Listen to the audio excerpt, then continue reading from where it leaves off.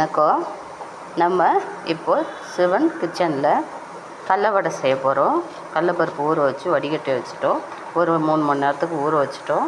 3 காஞ்ச மிளகா, இது கருவேப்பிலை, வெங்காயம், பச்சை மிளகா போட்டு நல்லா கலந்து வச்சுட்டோம்.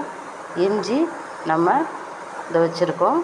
இது இதில் போட்டு அரைக்கிறதுனால புரட்டாசி மாதங்கிறதுனால பெருஞ்சீரகம் நம்ம சேர்க்க போகிறதில்ல. இப்போ கடல வடை எப்படி செய்யலாம்னு நம்ம இதை அரைச்சிட்டு வருவோம். கொஞ்சமாக எடுத்து நம்ம இந்த பவுலில் வச்சுக்கலாம். அரைச்சிட்ட பிறகு நம்ம மாவோட கலந்துக்கலாம். அந்த கொஞ்சம் குறன்னு அரைக்கணும். இப்போ நம்ம உப்பு போட்டு இஞ்சி, காஞ்ச மிளகா, கடலப்பருப்பு, கடல வடை செய்கிறதுக்கு ரெடி ஆகிடலாம்.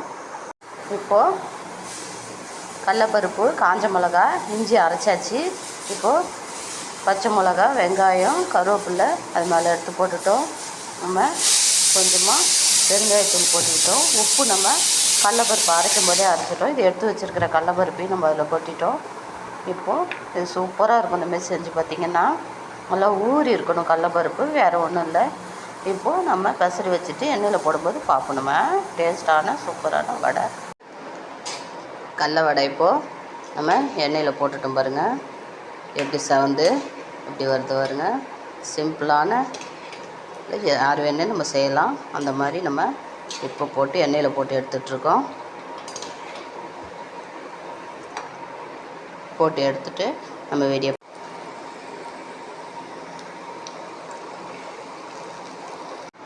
சூப்பரான நம்ம சிவன் கிச்சனில் வடை ரெடி பண்ணிட்டோம். பாருங்கள், அதுமாரி செஞ்சு பாருங்கள்.